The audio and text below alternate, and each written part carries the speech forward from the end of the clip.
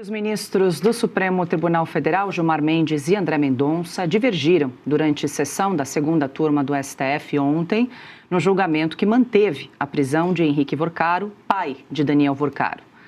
A discussão começou depois de Gilmar criticar as decisões tomadas por Mendonça no âmbito da Operação Compliance Zero. O decano comparou os procedimentos adotados por Mendonça no caso aos utilizados na Operação Lava Jato. Mendonça rebateu os ataques. Com todo o respeito, que nós vamos continuar divergindo em relação a isso e acho que é preciso ter cuidado na condução desses procedimentos investigatórios. Todos nós estamos do mesmo lado no que diz respeito ao combate à criminalidade organizada. Agora é preciso que haja métodos constitucionais de se fazer isso. Estão havendo, ministro Gilmar, pode ter certeza. É fundamental que haja.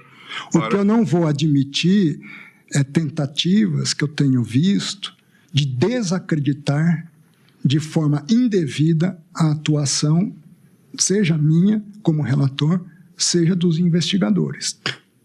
Não vou. Eu não vou transformar o certo em errado e nem vou admitir que isso seja feito. Então, a investigação, no que depender de mim como relator, seguirá seu curso. O embate continuou e André Mendonça reagiu às declarações sobre a Operação Lava Jato. Primeiro, dizer que nós não estamos aqui a julgar Lava Jato. Não vou avaliar Lava Jato, não é o objeto do julgamento. Nós estamos aqui a julgar a maior fraude financeira da história do nosso país, e se não a maior, certamente uma das maiores do mundo, da história. E essa fraude tem algumas peculiaridades. Não é simplesmente um crime do colarinho branco. É mais do que isso. Não são simplesmente atores num gabinete na Faria Lima, nos palácios, que praticaram fraudes e crimes de corrupção, de lavagem de dinheiro, de prejuízos ao sistema financeiro nacional, de dilapidação de um fundo garantidor das poupanças do nosso país. Não. Aqui há contornos de máfia, há contornos de crime organizado mafioso. Mendonça também afirmou que a sua função é aplicar a lei e julgar com base no que está previsto na legislação. É interessante porque eu me recordo de uma conversa, ministro Gilmar, com Vossa Excelência, assim que, para ser indicado para o Supremo. Vossa Excelência pontuou que para ser ministro do Supremo é preciso ter coragem. E me lembro do que lhe respondi à ocasião. Não tenho medo da morte, quanto mais de ser ministro de um tribunal. Não tenho medo de combater o crime, aplicando a lei.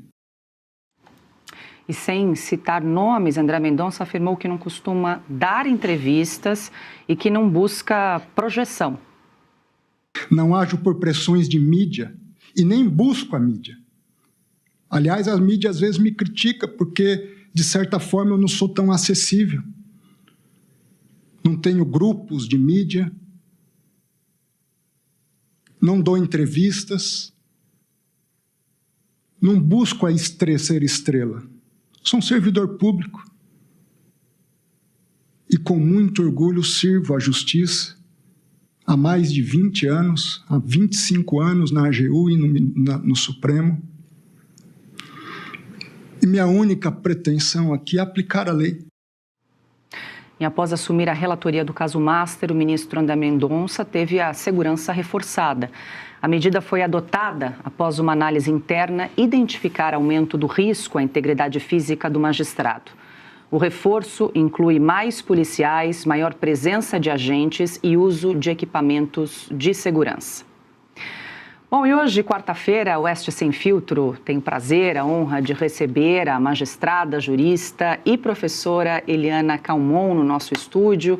A gente lembra que ela tem uma trajetória respeitável na magistratura, foi procuradora da República, juíza, desembargadora federal. Em 1999 foi nomeada ministra do Superior Tribunal de Justiça, a primeira mulher a ocupar o cargo, foi também corregedora nacional de justiça. Em 2013 se aposentou dos tribunais, mas segue, claro, atuando no universo jurídico, acompanhando de perto a atuação da Suprema Corte, também os impactos das decisões dos ministros do Supremo. Eu quero dar as boas-vindas, ministra Eliana Calmon. Muito boa noite. Muito boa noite, é um prazer grande estar aqui novamente na Revista Oeste e com todos vocês. Perfeito. Ministra, eu queria aproveitar e incluir a senhora já nessa primeira conversa. Nós trouxemos alguns trechos do julgamento que ocorreu ontem na segunda turma do Supremo, quando eles se debruçaram ali sobre a manutenção das prisões do pai e do primo de Daniel Vorcaro. E eu queria ouvi-la, claro, que a senhora tem acompanhado esse escândalo de proporções aí gigantescas do Banco Master. Como é que a senhora avalia a condução do ministro relator, do ministro André Mendonça, em relação específica, em relação a esse caso? Eu acho que o ministro André Mendonça está cada vez mais tomando coragem de enfrentar. Pela primeira vez, nós estamos vendo que está ocorrendo um racha dentro do Supremo Tribunal Federal. Isto não é ruim, isto é importante. Aliás, eu vinha sempre falando isso e dizendo que o corporativismo sempre foi prejudicial e que a detonar tudo isso que está havendo em torno do Supremo Tribunal Federal só poderia vir se eles começassem a se dividir. E é o que está acontecendo. O ministro André Mendonça, ele fez a diferença, porque ele que sempre foi muito pacífico, e eu, inclusive, na ocasião em que ele foi indicado, e eu achei que ele sempre foi muito bem qualificado, faltava um pouco de altivez nas suas falas.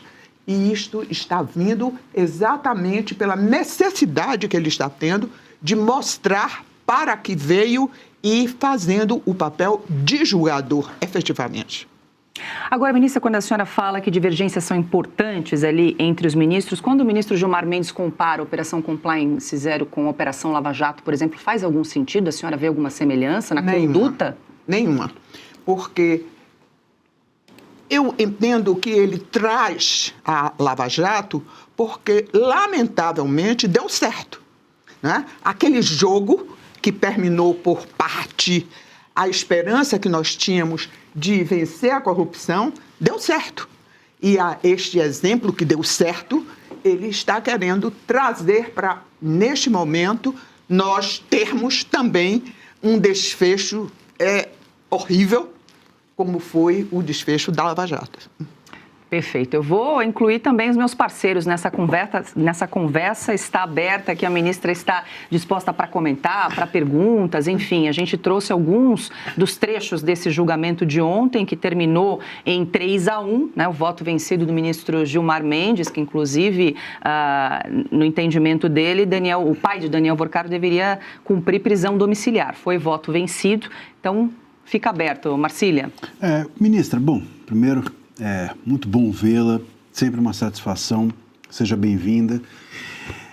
Essa comparação com a Lava Jato, ela me perturba, porque, claro, a gente tem, de um lado, o ministro Gilmar Mendes e tudo o que ele representa, ou todos que ele representa ali, querendo fazer a mesma coisa com o Master que eles fizeram com a Lava Jato, que é o esvaziamento completo.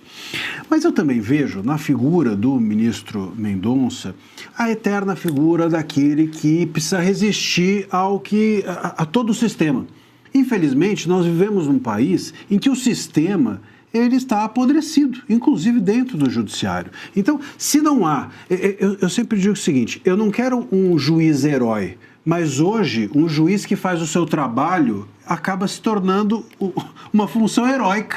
Você fazer hoje o seu trabalho é coisa de herói. Cumprir a lei. Cumprir a lei. É coisa de quem, enfim, tem coragem, como o próprio Mendonça mencionou. E aí minha pergunta, ministra, é essa. Em algum momento, a senhora acredita que a gente vai conseguir sair dessa encruzilhada que é os ministros, ou os juízes, enfim, os magistrados de uma forma geral, que cumprem o seu papel, deixarem de ser heróis e simplesmente serem os normais, serem as pessoas corriqueiras, aquilo que, enfim, faz parte do cotidiano, deixar de ser uma função heróica, cumprir a lei, em algum momento é algo que a senhora vê no horizonte? Eu acredito piamente nisso. Se eu não acreditasse, eu não estaria sentada aqui na mesa. Porque eu estou aqui como cidadã brasileira. Como cidadã brasileira, eu tenho certeza que nós vamos conseguir. E nós vamos conseguir como? Cada vez mais nós perdermos o medo. Perdermos o medo de falar, de dizer o que está acontecendo, o que está se passando diante dos nossos olhos e que os brasileiros estão com medo de falar. Muita gente fala e diz da minha coragem, uma coragem extraordinária. E eu digo sempre o seguinte, eu tenho 81 anos, eles não vão mais me prender. E uma amiga minha disse, só está faltando a Bíblia e o terço, porque o mais você tem tudo, né? Isso eu sempre estou contando esse caso para mostrar como nós estamos temendo o Supremo Tribunal Federal. O meu Supremo Tribunal Federal, aquele que é para levar o quê? A paz social, para fazer com que a sociedade brasileira, seguindo a Constituição, tenha paz, resista aos conflitos da forma mais correta possível, que é cumprindo a lei. E isto vai prosperar, isto vai acontecer. E cada vez mais eu estou entendendo e vendo que a magistratura está tomando corpo. A magistratura já não está conformada com o que está acontecendo. E é por isso que eu acredito piamente que o herói que se despontou com André Mendonça não vai ficar solitário. Ele vai ter a confirmação de tudo o que ele está dizendo, porque a sociedade brasileira, os cidadãos brasileiros estarão acompanhando tudo muito bem. E o papel da imprensa é um papel relevante. O papel dos senhores é de uma importância fundamental para mostrar o que está acontecendo nos bastidores. Senão, nós não saberíamos o que acontece dentro dos bastidores do Supremo Tribunal Federal. Pois é, essa estratégia do ministro André Mendonça de retirar o sigilo ontem de 2 processos Fantástico. do Master... Fantástico. Né? Esse é o caminho. Exatamente. Todas as vezes que se quer fazer algo indevido, se coloca um véu para não haver exatamente a transparência. A transparência é o primeiro passo para nós conseguirmos chegar à realidade das coisas. Perfeito. Augusto.